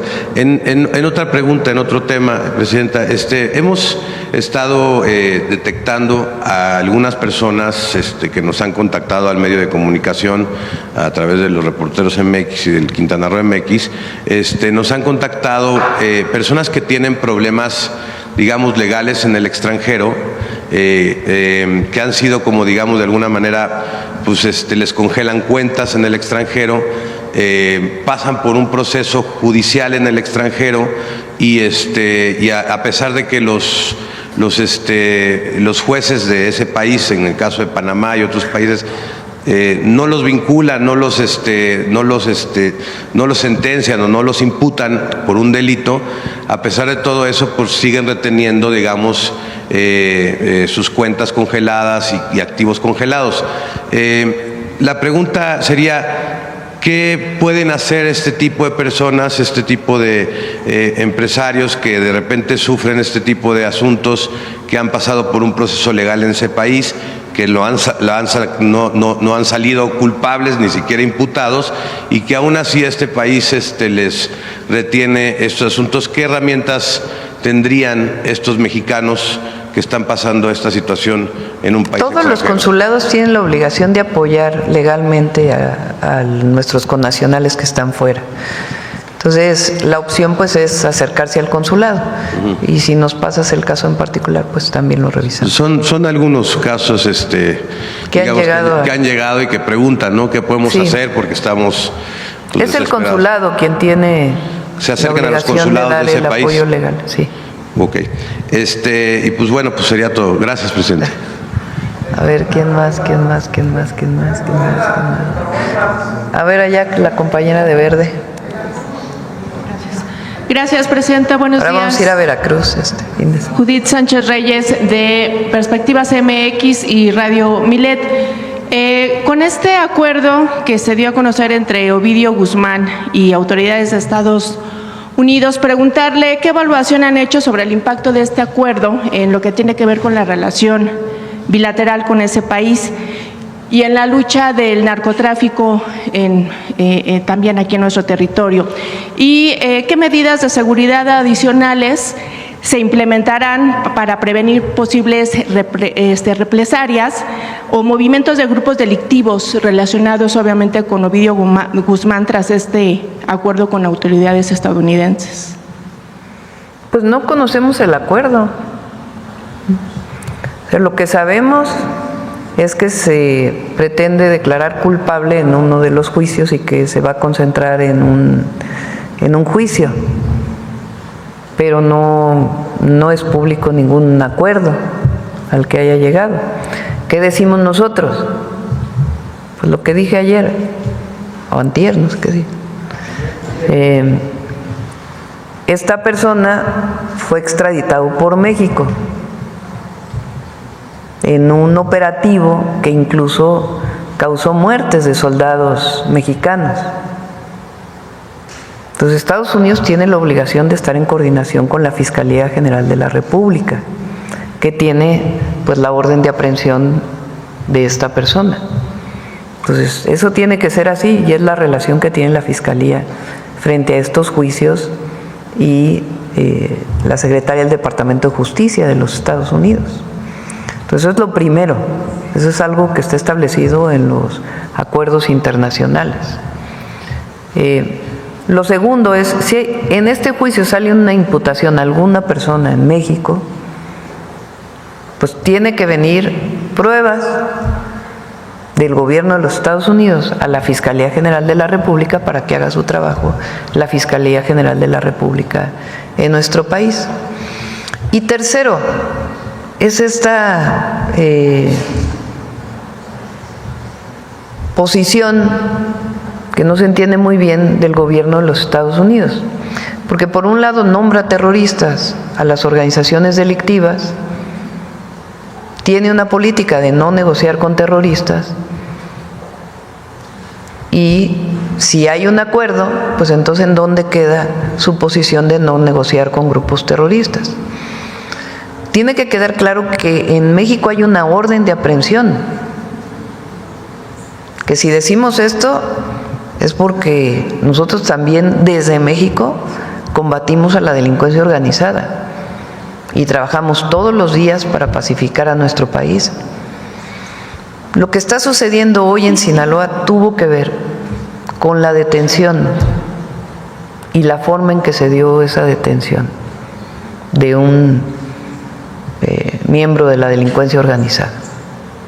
Eso no se nos debe olvidar a nosotros, porque nosotros cooperamos, nos coordinamos, pero no estamos de acuerdo ni con el injerencismo ni con la subordinación. Entonces, aquí nadie va a defender a quien es responsable de un delito más que sus propios abogados, nadie, digamos, del gobierno. De hecho, pues vienen en general, pues las órdenes de aprehensión de investigaciones que se hacen desde el gobierno, y ahora con el fortalecimiento de la investigación y la inteligencia, pues va a haber más órdenes de aprehensión porque son coadyuvantes del Ministerio Público. Pero sí es muy importante justamente que haya coordinación y colaboración e información permanente. Uno de los 4 principios que establecen nuestras Fuerzas Armadas, que hemos retomado como los principios de la relación con Estados Unidos, es confianza mutua, no subordinación, respeto a la soberanía, coordinación y confianza mutua, porque es la única manera de colaborar y coordinarse adecuadamente. Entonces es muy importante pues que se mantengan estas investigaciones conjuntas, ellos en su territorio, nosotros en nuestro territorio, que haya información de tal manera pues, que disminuyamos la violencia en el país, que ayuden a que no haya entrada de armas de los Estados Unidos a México, que se pacifique, que logremos disminuir todavía más los delitos de alto impacto en nuestro país. Y nosotros colaboramos pues para que no entre droga a los Estados Unidos, hasta por un asunto humanitario de apoyo a las familias estadounidenses. ¿Se reforzará entonces la seguridad, por ejemplo en Culiacán, justamente para evitar algunos ataques? Es lo que no particularmente por esto. Hay un trabajo muy importante que se está haciendo en Sinaloa. En las últimas semanas hubo un incremento de homicidios, se enviaron más fuerzas y se está haciendo un trabajo especial para Sinaloa y sobre todo para proteger a las y los sinaloenses, que es lo más importante. Y en ese sentido, Presidenta, preguntarle justamente sobre el caso de Julio César Chávez, ¿cómo piensan plantear esta cooperación con las autoridades estadounidenses justamente para combatir el crimen organizado transnacional y garantizar que se comparta pues información y pruebas relevantes, ¿no?, en este tipo de casos? Y más allá de lo penal, también preguntarle cómo se manejará el mensaje y la imagen de este tipo de figuras públicas, ¿no?, que están pues relacionadas, por ejemplo, en este caso en el ámbito deportivo, ante la sociedad, sobre todo los niños, los jóvenes, son personajes que en un momento dado pues fueron ejemplo, ¿no?, para poder desarrollar algún deporte, y ahora pues se revela que tienen nexos con el narcotráfico. No se puede generalizar.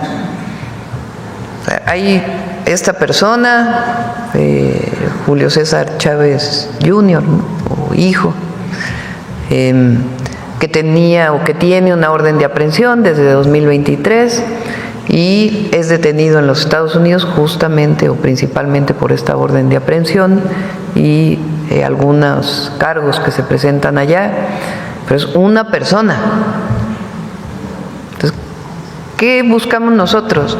A través de mecanismos como México Canta, pues promover una cultura distinta en el país. O sea, durante todo este tiempo de la guerra contra el narco y también durante la época de Peña Nieto, que en realidad siguió la misma política prácticamente, al mismo tiempo salían series televisivas enalteciendo a los grandes delincuentes,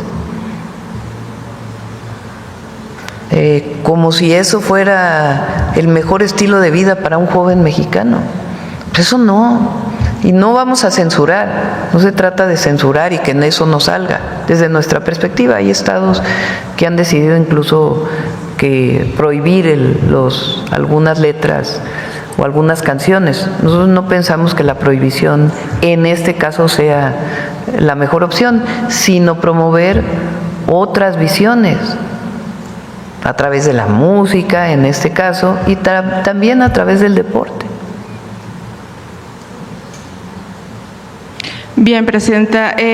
Por otro lado, acabamos de realizar un trabajo donde transportistas de carga nos manifestaron varios puntos. Por ejemplo, que cada 47 minutos se registra un robo a una unidad de este tipo de transporte, es decir, se dan 30 robos al día, que en el último año pues han aumentado en 13% el delito de extorsión y que ahora, además de robarles la mercancía, el tráiler, los choferes, los conductores están siendo secuestrados para poder pedir rescate, ya sea a las propias empresas o a las familias. De hecho, hace unos días, después de esta investigación, se dio pues el caso de José Francisco Velasco, que fue secuestrado en el tramo carretero Perote-Jalapa y días después fue encontrado sin vida. Toda esta problemática que sufre el transporte de carga se traduce en pérdidas económicas de aproximadamente 92 millones de pesos anualmente. Preguntarle cuáles son los resultados que se han tenido con operativos que se implementó o que ha implementado la Guardia Nacional y la Sedena, cuáles son como estas rutas prioritarias en donde se implementaron, si tienen también identificados estos retenes falsos que también refieren los propios conductores y cuántas denuncias tienen registradas contra elementos de la Guardia Nacional, Presidenta, porque los propios transportistas también refieren que hay algunas veces que hacen revisiones los elementos de la Guardia Nacional, kilómetros después los intercepta el crimen organizado. Ellos igual dicen que puede haber una posible colusión justamente entre elementos y el crimen organizado. Y también, por ejemplo, ha habido algunos otros casos que incluso se hizo viral un video hace unas semanas de un conductor que fue asaltado, fue herido, pudo huir, se estacionó en una cuneta, llegaron elementos de la Guardia Nacional y lo infraccionaron, llevaron el tráiler al corralón, ¿no? Y nunca le prestaron la atención que en ese momento él refería. Estos son testimonios que dieron los propios transportistas. Entonces, preguntarle sobre este tipo de... Estamos trabajando en 3 áreas para el robo en carreteras, el robo en caminos. Hay algunas carreteras que, aunque ha bajado el delito, de todas maneras hay delitos y hay que atenderlo. Una de ellas es la México-Querétaro, la México-Puebla. Una parte importante está en el centro del país. Entonces, ¿qué estamos haciendo ahí? Uno, pues el operativo Balam que tiene la propia Guardia Nacional y fortaleciendo la presencia. 2, a través de la Secretaría de Infraestructura, Comunicaciones y Transportes van a iniciar el cierre de aperturas que han hecho en la carretera, donde presuntamente pueden entrar y salir los delincuentes. Entonces se va a cerrar pues todas las entradas ilegales a la carretera. Ya inició en las carreteras en donde se han detectado los delitos. Y la tercera, hay una opción que estamos revisando, que esa sería hasta el próximo año, de cámaras que nos permitan tener una vigilancia en ciertos puntos e incluso arcos carreteros. O sea, es decir, la tecnología que esté conectada con la Guardia Nacional de una mejor manera. Entonces, estamos trabajando en 3 áreas. El secretario de Seguridad y Protección Ciudadana, Omar, se reunió con empresarios, de distintos estados para que denuncien exactamente dónde están los puntos, junto con la Guardia Nacional. Entonces, estamos trabajando en ello y va a disminuir.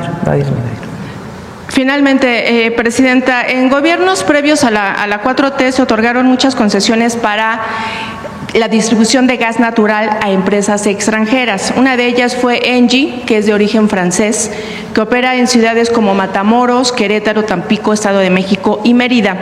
Quiero ponerle un poco de contexto, comentarle que recientemente esta empresa fue multada por la ASEA por negligencia al operar la red de gas sin manifiesto de impacto ambiental y tiene otra multa por no dar mantenimiento a sus líneas. Engie fue quien mediante amparos echó abajo la reforma eléctrica en el sexenio pasado. Pero el problema más grave, Presidenta, es que Engie es responsable de cientos de fugas de la red de gas. Tiene ya incluso demandas por víctimas mortales de explosiones ocurridas en los últimos 3 años. Decirle, por ejemplo, que hay un caso importante que ahorita se lo voy a también a comentar, de Thalía, que es una madre joven sobreviviente de una de las explosiones, pero anteriormente a este caso murieron por quemaduras Yair, de 22 años, y José, de 21. Después del caso de Thalía murió Ana Belén, de 25, en Tampico, y hace unos meses Alonso, de 18, en Querétaro. Además, bueno, pues hubo varios heridos por estas explosiones, así como daños materiales. Nosotros desde hace un año le hemos dado seguimiento al caso de Thalía. Le comentaba a una joven madre que sufrió este accidente el 29 de junio del 2023. En él tuvo quemaduras en más del 70% de su cuerpo. Tiene más de una veintena de cirugías, de las cuales Engie nunca se hizo responsable. Ante esta situación y en este contexto de negligencias ambientales, pero sobre todo personales y sociales, Presidenta, preguntarle qué se hace con este tipo de empresas extranjeras, cómo se monitorea sus actividades para evitar justamente este tipo de tragedias. En el caso de Thalía y otras víctimas mortales, los familiares preguntan si se podría o se tendría que utilizar la vía diplomática con el gobierno francés para pedir obviamente la presión y la indemnización a las víctimas. En el caso, por ejemplo, de la Fiscalía de Tamaulipas, pues se ha empantanado. Incluso el año pasado pusimos aquí este tema con el expresidente, hubo un acercamiento con las autoridades pertinentes que pueden ayudarlos. Sin embargo, realmente quien debe de resolver la justicia y buscar una indemnización a la familia y en este caso a la víctima, ¿no?, que es Thalía, pues en la Fiscalía no ha avanzado en absolutamente nada el caso. Y pues solamente como dato adicional comentarle que en el 2023 la vicepresidenta de esta empresa, Engie, pues se llevó a París a algunos funcionarios estatales y después de este viaje pues se anunciaron convenios con Engie en los meses posteriores. Se trata de funcionarios de energía de estados como Campeche, Tamaulipas y Nuevo León. Eso está documentado en las redes sociales. Tanto los funcionarios como la empresa subieron estas fotografías. Y bueno, pues preguntar qué se puede hacer en este caso presente para justamente, que haya justicia a Thalía, pero también evitar este tipo de explosiones que, como le comentaba, ya dejó víctimas mortales. Pues hay que revisar los casos. Si nos los das, los revisamos. Todas las empresas de energía, particularmente, tienen que estar en regla y quien la revisa es ASEA. Así es. Que es parte de la Secretaría de Medio Ambiente. Entonces le preguntamos a Armando, que es el director de ASEA, en particular sobre esta empresa, y revisamos los casos. Sí, bueno, ASEA e incluso Protección Civil han acompañado a la familia, pero realmente en donde el tema se ha quedado en... Pues, por eso revisamos los casos y hablamos Fiscalía. con las víctimas para conocer el tema. Perfecto, presidenta, gracias. Gracias. Veracruz, ¿dónde está Veracruz? Gracias. Presidenta, buenos días. Esteban Durán, Vanguardia, Veracruz. Presidenta, retomando el caso del Alligator Alcatraz, un centro penitenciario que inauguró el presidente Trump, a tono de burla dijo que van a enseñar cómo escapar a los migrantes que ahí tienen. ¿No ha habido un llamamiento de la Secretaría de Relaciones Exteriores a la autoridad o a Donald Trump para rechazar este tipo de comentarios, Presidenta, y defender que no son criminales todos los que están llegando ahí? Lo que tenemos es una comunicación permanente y hemos enviado, cuando plantearon que iban a abrir el centro de detención en Guantánamo, ¿se acuerdan? Nosotros enviamos de inmediato una nota diplomática para decir que los mexicanos que sean detenidos tienen que ser de inmediato repatriados a México. Y en este caso pues vamos a hacer lo mismo. Cualquier mexicano o mexicana que sea detenido por su situación migratoria en los Estados Unidos tiene que ser devuelto de inmediato a nuestro país. Y en eso están todos los consulados. Bien, Presidenta, ya en un tema más nacional, de tema cultural, aquí en la Ciudad de México había 3 mercados muy grandes y muy importantes que eran visitados por el turismo. Había uno en Buenavista, otro más a un lado de la Biblioteca Vasconcelos, había otro más cerca de Garibaldi y uno aquí en Juárez. Sin embargo, esos centros de venta de artesanías ya se cerraron. La única que queda es la que está en la Ciudadela. ¿Ya no se abrirán estos centros artesanales? Sí, es justamente lo que estamos planteando con FONART, además de otras acciones que puedan desarrollar los estados y los municipios. Pero nosotros, además de Original, el objetivo pues es que haya otra vez muchísimas tiendas de FONART. Estamos viendo el esquema para que las y los artesanos reciban un precio justo por su trabajo, que puedan tener apoyo para tener insumos y al mismo tiempo pues la venta de estos productos. Entonces estamos viendo todos los esquemas y ya muy pronto lo vamos a presentar. Gracias. Finalmente, presidente, en un tema ya local de Veracruz, usted va a visitar próximamente este estado. ¿Sostendrá alguna plática con la gobernadora de ahí, sobre todo de inseguridad, porque en el norte de Veracruz pues se ha acentuado la delincuencia? Ha habido pues muchas personas plagiadas, han enviado notas amenazantes y hay preocupación entre la población. ¿Tendrá usted oportunidad de platicar con la gobernadora sobre este tema?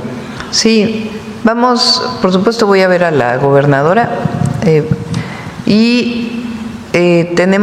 nosotros tenemos en el Gabinete de Seguridad días en donde vienen los gobernadores con sus equipos y Veracruz es uno de los estados que va a venir pronto al Gabinete de Seguridad para dar seguimiento. Gracias. Está pendiente. Bueno, yo creo que ya son 9:13. A ver, aquí la última. Presidenta, Javier Pérez de HC Noticias. Pues usted hace rato acaba de mencionar precisamente el tema de salud, ¿no? Está aquí un representante. Me llama la atención porque el día de ayer en salud y en otra conferencia también, pues abrieron las puertas a no nada más a empresarios que invierten en México, sino a levantar lo que es la farmacéutica mexicana después de lo que se hicieron en otros sexenios. Sin embargo, hay un tema que me llama la atención. Como periodista me ha tocado cubrir algunas notas de personas que son científicos, son mexicanos, que se han acercado años anteriores a COFEPRIS a buscar pues registrar sus inventos, que como el caso de Gabriela León, no sé si lo conozco, es una mujer que en el tiempo de ébola, en el tiempo de Barack Obama, ella salvó, prácticamente se le está reconocida como salvar la humanidad, porque era un producto que rechazó COFEPRIS, o le rechazaron los registros, fue a registrarse, si no mal recuerdo, Alemania, y Barack Obama le hizo llamada directamente a ella, y con ese producto que se le llama es una molécula, salvaron o evitaron que se extendiera la ébola en ese momento. Voy a lo siguiente. Hay médicos, Presidenta, hay mexicanos que individualmente están haciendo pues inventos, tienen medicamentos, y usted ha dicho que, o bueno, los directores también del IMSS, del ISSSTE, que se abre también a quienes tengan pues capacidad, quienes tengan esta iniciativa, ¿no? Entonces, ¿qué tanto está abierto el gobierno federal, las instituciones de salud, para que se puedan acercar, o cómo pueden ellos acercarse a COFEPRIS y tener una buena respuesta? Porque hay monopolios o hay empresas que tienen control de medicamentos y que podrían estar pues bloqueando presuntamente a mexicanos, en este caso, que tienen medicamentos, pues vamos a decir, de punta, y que están siendo utilizados ahora con la nueva ley también de salubridad, que se permite, ¿no?, algunas cuestiones de este tipo. ¿Quieres comentar algo? ¿Vale? Bueno, muchas gracias. Primero, recordar que el Estado mexicano cuenta con una agencia regulatoria de medicamentos de altísimo estándar. Desde el gobierno del presidente Andrés Manuel López Obrador, COFEPRIS alcanzó el máximo nivel regulatorio. Es la única agencia hispanohablante que es miembro de ICH, que es la Confederación de Agencias Regulatorias de Innovación Farmacéuticas más avanzadas del mundo. Cuando se aprueba un medicamento, se identifican básicamente tres cosas. Lo primero y más importante es que el medicamento sea seguro, es decir, que el medicamento no genere ningún daño en la población que lo consume. El segundo componente muy importante es que sea eficaz. Y aquí es un trabajo técnico muy detallado para identificar que el medicamento en las concentraciones indicadas genera el efecto esperado. Y el tercero, que es donde se suelen complejizar muchas invenciones, es en la calidad, es decir, que el proceso de manufactura de ese medicamento sea reproducible y sea estandarizado. Entonces, muchas veces, cuando yo fui titular de COFEPRIS, nos encontramos con esta disyuntiva. Veíamos medicamentos que eran seguros, que eran eficaces, pero que las condiciones de manufactura de ese medicamento no generaban las características de calidad. Nuestra recomendación en ese momento es acudir a la Secretaría de Salud, acudir, por supuesto, a COFEPRIS, para que tengan una estrategia de acompañamiento regulatorio en las condiciones de infraestructura que requiere la manufactura farmacéutica. Muchas gracias. De todas maneras, estamos simplificando los trámites en COFEPRIS. Van a salir, no sé, creo que 4,000 permisos prontito, que estaban ahí parados, que se hizo un esquema de revisión. Alejandro hizo un excelente papel para disminuir, erradicar la corrupción que había ahí en COFEPRIS. Y ahora pues estamos en todo el proceso de agilización. Sí, sobre todo con el tema de que México quiere avanzar en esta situación, ¿no? Sí. Y que mejor manos mexicanas que pudieran tener en sus manos soluciones. No, y hay mucha creatividad, pues no solamente en el ámbito cultural. Hay muchísimos inventos de equipos médicos, de medicamentos que Exacto. se hacen en las universidades públicas, también en las privadas, pero rescato las universidades públicas de manera individual y que hay que potenciar pues todo ese talento que hay en nuestro país. Sí, y bueno, tomando el tema de las aduanas, le he estado dando seguimiento en mi medio, Presidenta, al tema de las aduanas. Como resultado de denuncias ciudadanas se dio el caso de pues miles de litros, millones de litros de combustible, ¿no?, que transportaban a Estados Unidos. Cayó una familia, o está siendo investigada una familia en Estados Unidos. Se ha felicitado también al director de aduanas. Ha trascendido en las reuniones que ha sostenido con los titulares de las aduanas estas felicitaciones, porque han recaudado, sobre todo, usted lo acaba de decir hace unos minutos, recaudado pues mucho dinero en cuestión de este tema. También se ha dado a conocer en medios locales, sobre todo en aduanas como Tijuana, Ciudad Juárez, Nogales, la renuncia de algunos de los funcionarios. Incluso un titular de uno de estos lugares pues ya no regresó por no querer trabajar o recibir órdenes del general Ernesto Alejandro Vadillo, director de Supervisión de Aduanas Fronterizas de la ANAM, quien ha sido acusado también a través de denuncias ciudadanas de corrupción junto con presuntamente René Díaz. Presidenta, en este caso, ¿qué acciones se tomarán al respecto después de que esto sucediera en las direcciones de las aduanas? Estamos vigilando mucho las aduanas. Han mejorado, pero todavía tenemos problemas. Entonces, se está trabajando en la digitalización, se está trabajando en mayor equipamiento no intrusivo se llama, o sea, rayos X, rayos gamma que permitan revisar. Por cierto, ayer se incautó, nos lo platicaron hoy no queda que lo presenten ellos el martes, a través de un equipo no intrusivo, se llama no intrusivo porque no entra una persona a revisar el lugar, sino que a través de un arco de rayos X o rayos gamma se detecta si tiene algo. Se incautaron no sé cuántas toneladas o kilos de metanfetaminas de un autobús, de un camión, más bien camión de carga que iba de Baja California Sur a Baja California. Entonces estamos trabajando en todo eso en aduanas y va a ir mejorando. Y Rafael está haciendo un muy buen trabajo. Muy bien, Presidenta. Hace unos días aquí usted invitó también al director de Conagua y pues se dio a conocer parte de lo que es el plan proyecto, ¿no?, que están buscando regular los pozos, ver quiénes tienen pozos ilegales, y saltó el tema y las presas que había construido el exgobernador de Chihuahua.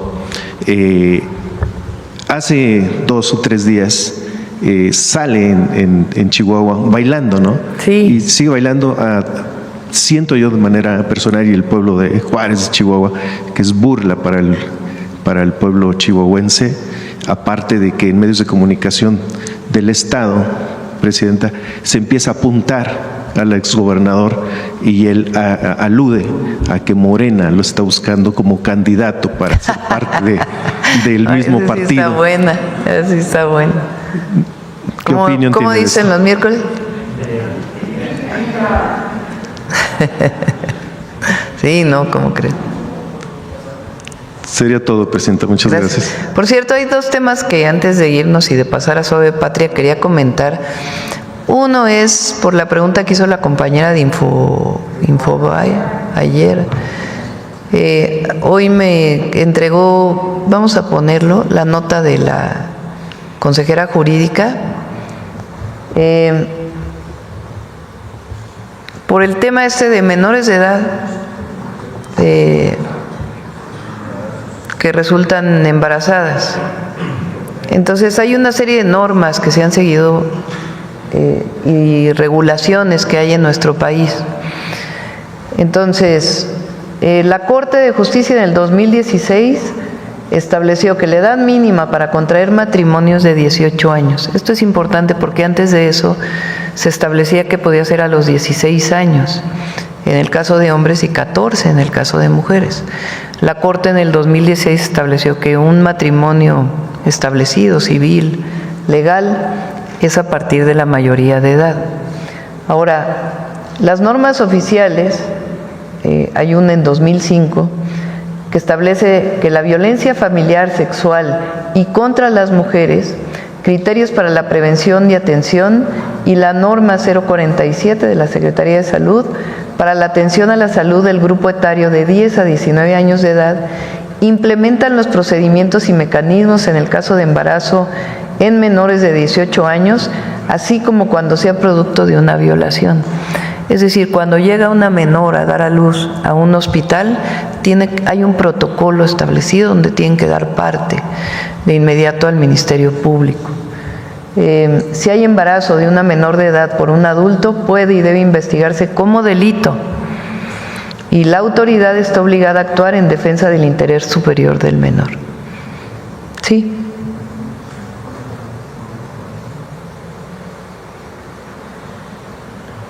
Y luego hay uno especial del artículo 226 del Código Penal, donde se establece claramente el delito, y otro artículo en el 266, ¿no hay otro? ¿Es el único, 266?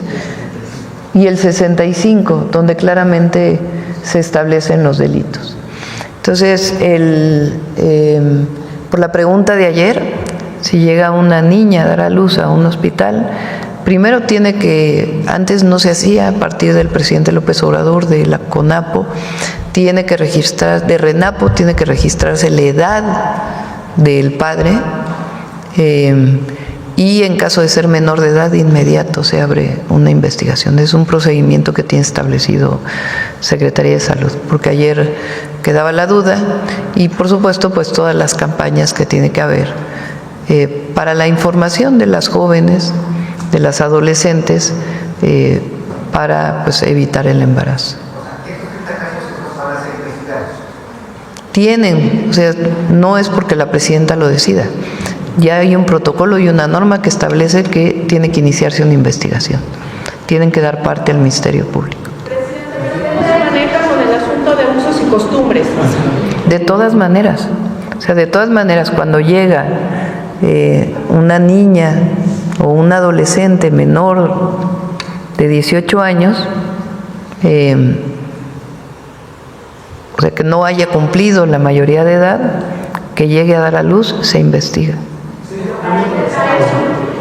Se investiga con el Ministerio Público, y aparte todas las campañas de apoyo y educación que tiene que haber a todas las jóvenes. ¿Perdón? Ya lo legisló el Senado a propuesta de la senadora Susana Hart, justamente ese tema. Se hizo junto con el tema de matrimonios. Pero ya está legislado, es lo que digo. O sea, está ya legislado y hay una norma especial de actuación de las autoridades sanitarias. Los matrimonios forzados, ese es un problema. El problema es de que estos 30 casos han sido producto de matrimonios forzados en sus comunidades. Es que no necesariamente. O sea, lo que está establecido en la ley en México es que una menor de edad que dé a luz en un centro de salud, en un hospital, la autoridad sanitaria tiene que reportar ante el Ministerio Público. ¿Esos casos ya se están investigando? Sí. Sí, los que fueron de conocimiento público. Y es un protocolo, es una norma que está establecida y que debe cumplir cualquier espacio sanitario que tenga la autorización para un parto, sea pública o privada. No, en este caso no sabemos, y seguimos investigando de los casos que se mencionaron ayer. Lo que me quedó pendiente ayer es explicar ¿Qué es lo que ocurre en estos? ¿Qué dice la ley mexicana, la legislación mexicana frente a estos casos? Y esto es lo que dice, más allá de, en particular, los casos que se presentaron. Bueno, esa es una. La otra que vamos a insistir antes de irnos esta semana. No hay espionaje. Vamos por nada más porque hay alguien que creo que va a renunciar muy pronto, porque no hay espionaje, no hay espionaje, no hay geolocalización de las personas, a menos que un juez lo determine. Muy importante. Entonces, nada más para cerrar la semana. Es falso que la ley de telecomunicaciones sea una ley de espionaje, o también la de inteligencia e investigación. En el caso del artículo 183, los operadores están obligados a colaborar con autoridades de seguridad y procuración de justicia en términos que establecen las leyes. ¿Cuáles son las leyes? Pues partiendo de la Constitución. El artículo que establece que no puede investigarse a nadie a menos que sea bajo orden de un juez. Y el Código Penal, vamos a volverlo a leer.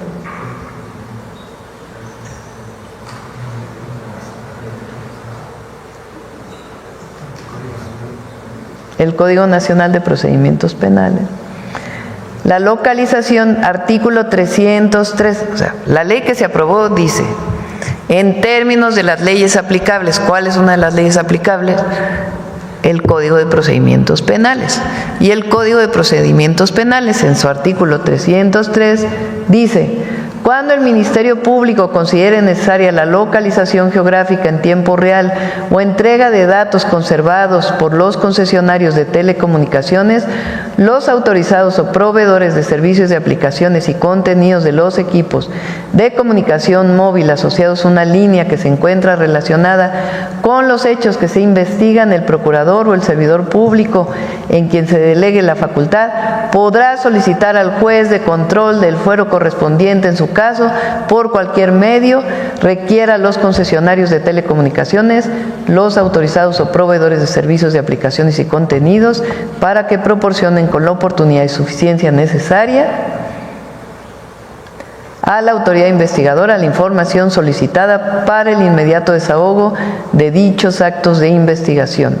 Los datos conservados a que se refiere este párrafo se destruirán en caso de que no constituyan medio de prueba idóneo o pertinente.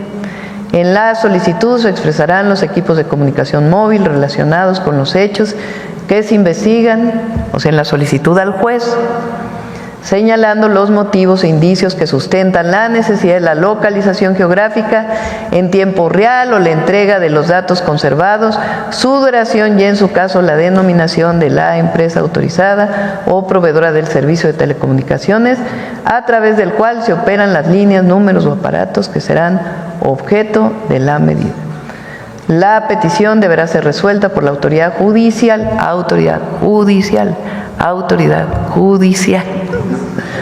de manera inmediata por cualquier medio que garantice su autenticidad o en audiencia privada con la sola comparecencia del Ministerio Público. Entonces, no hay espionaje. Eso no cambió, estaba así antes y sigue exactamente igual.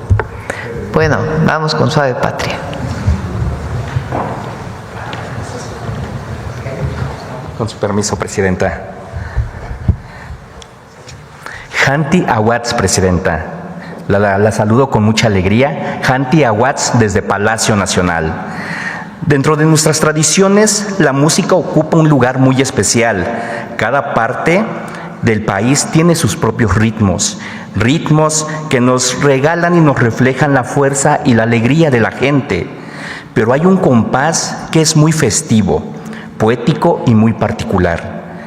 La escuchamos y cuando suena el violín o la jarana, corremos porque está a punto de comenzar la fiesta. Para conocer un poco más a lo que me refiero, y si me lo permite, Presidenta, desde el hermoso estado de Tamaulipas, les compartimos la siguiente cápsula. Gracias, adelante.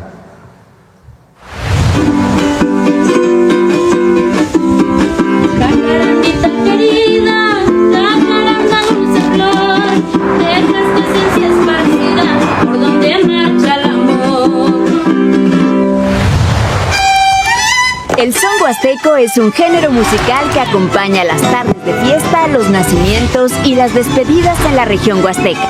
Donde hay una emoción que celebrar, el son resuena como un hilo invisible que une generaciones. Ya sea fiestas particulares, bodas, cumpleaños, funerales y también a fiestas de amigos que, no, pues vénganse para acá, vamos a echar guapango y de repente alguien saca una guitarra, empieza a afinar, alguien saca el violín.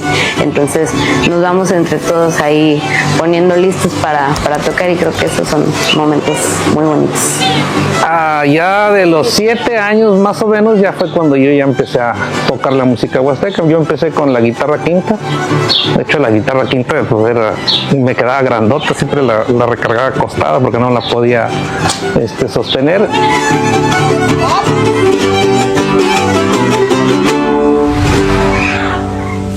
En la Huasteca la vida late al compás del son y la felicidad se teje entre cuerdas y versos.